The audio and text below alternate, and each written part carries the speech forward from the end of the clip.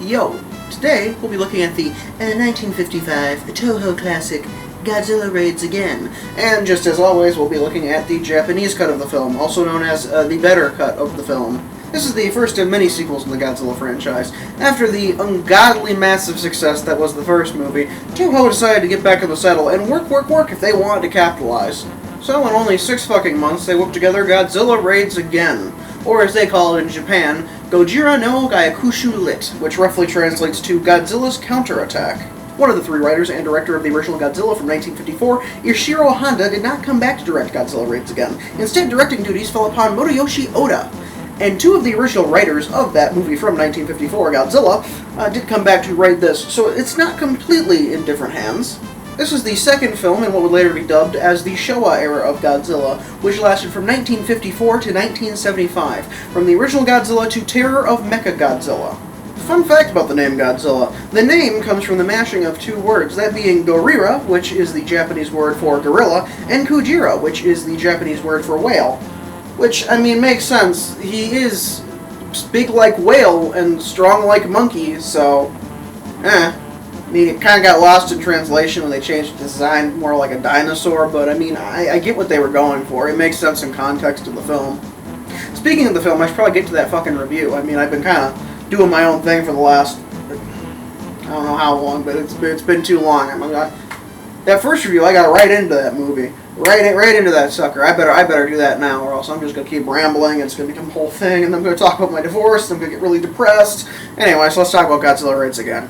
Godzilla Raids Again, much like the first film, opens with a title card and a monster scream from Mr. Zilla himself. This time, the music was done by composer Masaru Sato instead of Akira Ifukube. The sound is a lot cleaner, and overall the soundtrack is just better. However, it's missing that classic Godzilla theme. Masaru has done a ton of music for other movies, such as Yojimbo, Throne of Blood, and a shit ton of other Godzilla soundtracks. What I'm saying is this dude's got serious talent. The movie then cuts to a fish scouter in a plane scouting for fish. This is Shoichi Tsukioka. He works for a fish packing plant. There's also his co-worker, Koji Kobayashi, whose plane goes down and he makes an emergency landing on the nearby Iwado Island. Tsukioka goes after him to pick him up, because, you know, who wants to be stuck on an island? However, they have to escape as it appears to be inhabited by Godzilla? Yes, it seems he's alive after the last movie. Or perhaps it's a new Godzilla, as the all-knowing Professor Yamane prophesized. At the moment, though, he is battling Anguirus, a spiky turtle thing. Godzilla and his newfound adversary continue to fight, until they fall off a fucking cliff. Holy shit, you fucking killed her, dude! Which gives Tsukioka and Kobayashi time to escape. The 2 meet with some government officials and Professor Yamane. Fuck yeah, the king is back! The government officials in Yamane come to the conclusion that Anguirus is an awakened ankylosaur, who was awakened by atomic bombs much like Godzilla. Yamane is asked what can be done to kill Godzilla, and he says nothing can be done. Which is a bummer. Oh. Bummer. Huh? This is a bummer, man. That's a bummer. To prove his point, he shows footage from the previous movie of Godzilla destroying Tokyo. Also, I absolutely hate it when movies do this, by the way. Having characters' memory flashbacks be scenes from previous movies they could have never seen, or when a movie uses footage from the previous movie and pretends that it was footage filmed by a separate third party, and then brought to the characters so that they're looking at it again, when it makes no sense how that could be done. Also, this goes on for like a minute straight just to pad the runtime. This movie is only an hour and 20 minutes long, so they are really padding in this scene. Which makes sense, since again, this movie was filmed in only 6 months, Jesus. Yamane explains that without the Action Destroyer, they are screwed. The government is not very happy about this answer, and Yamane never shows up after this scene. This was very disappointing. I liked him in the first movie. He's on the poster, they lied to me. Tsukioka and his girlfriend Demi, who's also his boss's daughter, talk about how scared they are about Godzilla and Anguirus. It's actually a nice character moment, until the military comes to search for Godzilla and flies overhead. Oh yeah, it's the military. USA! USA! USA! USA! Oh yeah, you're right. Japanese! Japanese! Japanese! Tsukioka and Demi, not knowing about Godzilla, go dancing, but then an announcement over the loudspeaker says that Godzilla is here. The city's lights all turn off so as not to upset him, because according to Yamane, he is disrupted by bright lights, probably because of all the atomic bomb blasts he was subjected to. Or maybe he doesn't like getting exploded with artillery and electrical towers. But then again, this isn't the original Godzilla, so we may never know. Yes, this is actually a different kaiju than before. That first Godzilla is deader than a doornail out at the bottom of the ocean. The military lights off some flares to attract the beast, so that it can be drawn away while everyone is evacuated out of the city, in a scene that was definitely shot at night, and not shot in the day with the exposure turned way the hell down. Reminds me of when you watch the original Nosferatu without its proper color filters, which were used back in the day to give the illusion of color in the theater, which unfortunately means that any scene taking place at night in Nosferatu without its blue color filter just looks like a vampire not dying in the sunlight. It's a little confusing to the uninitiated, but there. Now you can tell your parents that you learned something, kids. Also, if there are any kids watching this channel, what are you doing? You shouldn't be watching this. This is far too vulgar. You haven't... You cannot be watching this. You have no idea when I might say the F word, or the D word, or even the sweet honey iced tea word. You shouldn't be watching this. Go watch your Coco Melon, okay? Godzilla is drawn away by the flares, and when you see him standing up straight in the water, you might notice something different about him. He's a lot slimmer. Damn, that Nutrisystem really works. Actually, this is because Toho decided that the original suit wasn't very safe.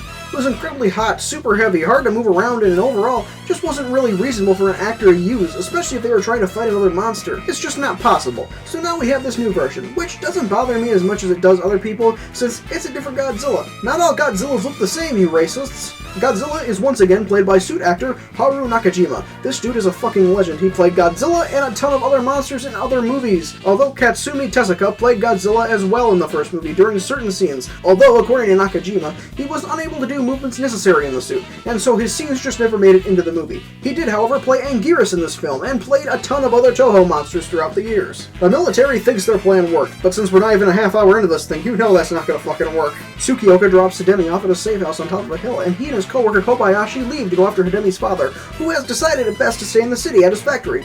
Why? It's fish. Your factory's fish. If you lose some fish, you can always get more. It's not like there's another oxygen destroyer to kill them. That shit died with Sarazawa. Hidemi's father is meant to be a commentary on greedy businessmen. They care more about their bottom line than they actually care about the safety of themselves, or in some cases the safety of others. Hidemi's father isn't really that bad, he's just kind of a dumbass. As Ozzy Osbourne once said, rape, steal, and murder, God bless the almighty dollar. And God bless the USA. USA! USA! USA! USA! It then cuts to a prison bus, randomly.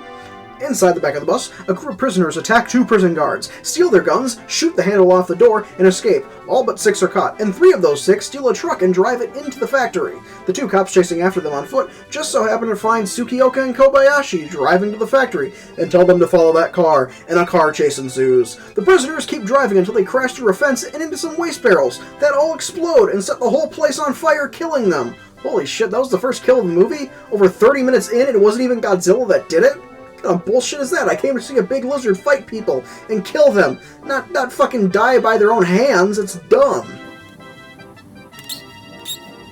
Well, if you can imagine Godzilla as a moth and that giant flame as a giant flame, then consider that lizard mighty interested. The military shoots at him, and it does nothing. My eyes, the goggles do nothing. And Godzilla unleashes his power of atomic breath. Yeah, I know I called it fire breath in the last review, but it's atomic breath. I just called it fire breath because I don't know why. I knew it was atomic breath. In the words of Ozzy Osbourne, don't ask me, I don't know. Anyway, Godzilla takes down a 2-seater fighter jet. Or at least it looks like one. Anyway, those guys aren't making it. The plane was like, the hell? Oh, shit, that's right. Bonsai. Then Anguirus comes by and starts fucking shit up, and Godzilla don't like Spiky Turtle, and they start fucking each other up. The Godzilla hand puppet used for close-ups looked fine, but that Anguirus one looks a bit rough. You'll notice in the movie that Godzilla only uses atomic breath in close-ups. That's because the mouth on his suit couldn't open wide enough to use it in wide shots. That's why only the hand puppet is used. Another thing about these hand puppets. Shit looks like 2 sock puppets trying to make out. Anguirus' suit also had its fair share of problems. The shell was originally a 2-part carapace, much like a beetle. However, it didn't really end up working because they just kept flapping open during action scenes. So the crew said fuck it and sewed the 2 parts together. However, there are a few shots in the movie with that 2-part carapace visible. Tsukioka's boss watches as his life's work goes up in flames. Damn. Meanwhile, his daughter watches in horror out her window, because it honestly just looks like everyone she loved just died in front of her. She ain't got binoculars. Holy crap, that monster fight is bad fucking ass. Did you just see that? They took out a whole ass building! It cuts to those 3 other prisoners I mentioned earlier running around away from Godzilla and Anguirus' mayhem. They then run into a subway, but the 2 monsters stop that pretty quickly.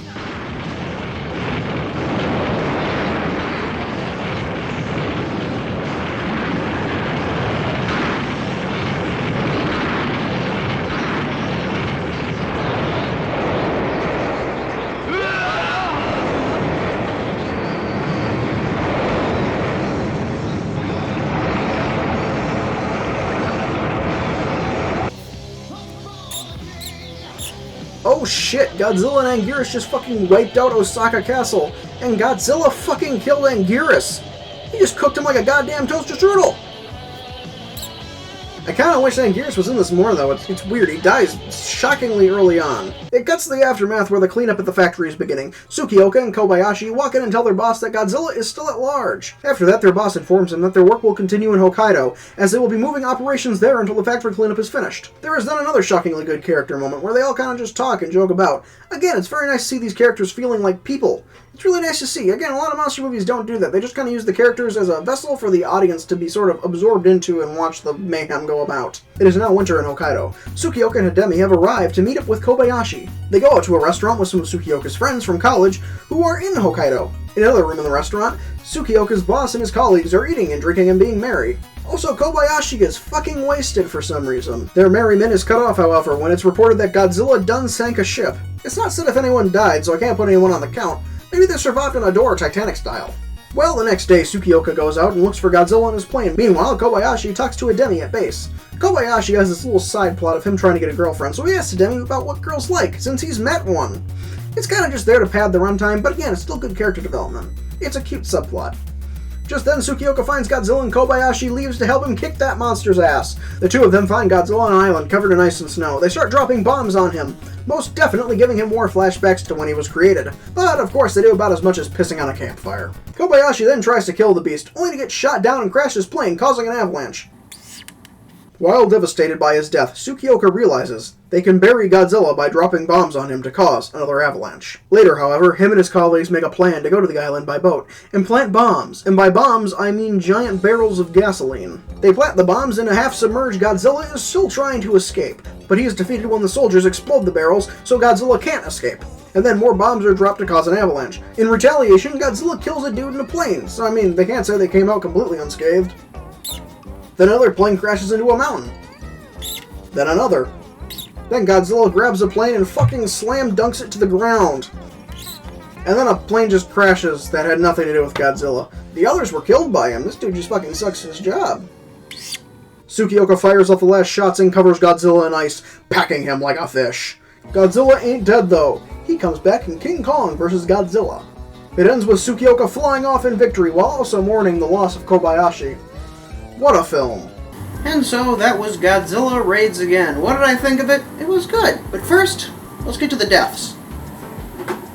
We're going to do something a little different. I can't find my regular pointing stick, so we're going to use Cletus's hand. You remember Cletus from the Halloween episode? He tried to kill me. Well, he's been locked in my basement the last few months, so I'll be using his hand as a stir stick.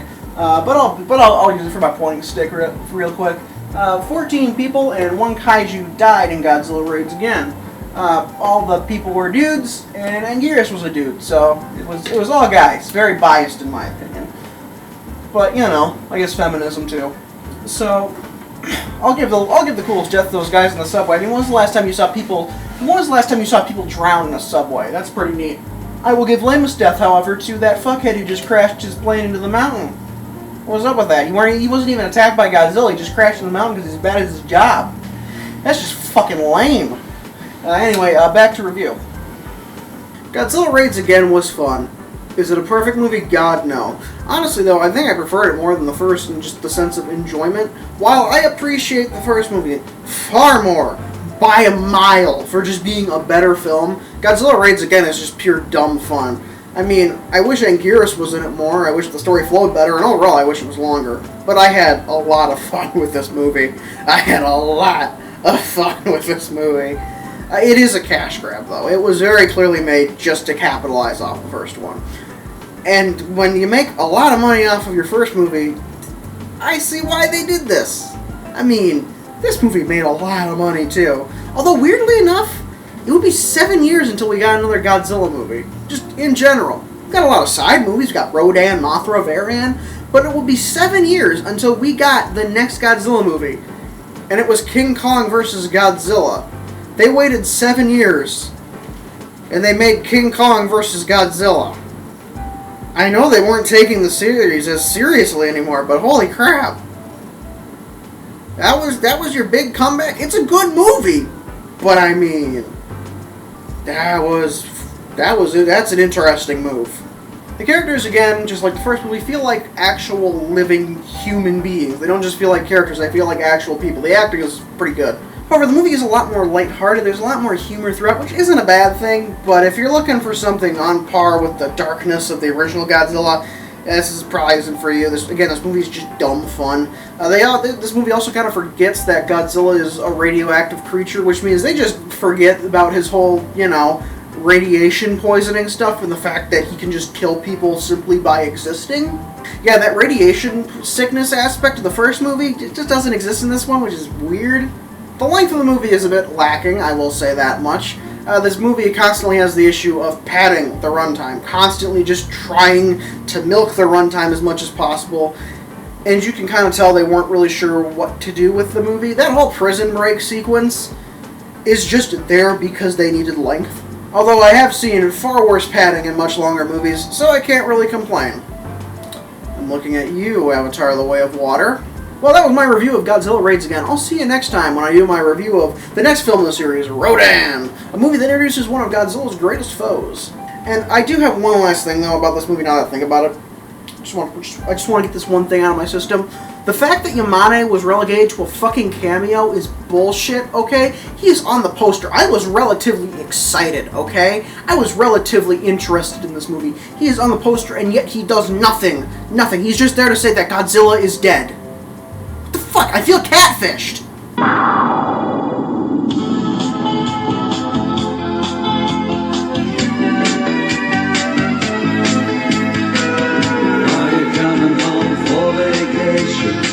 Then you leave your work behind. Will someone man your battle station? Will you give them all your time? We all feel the same frustration.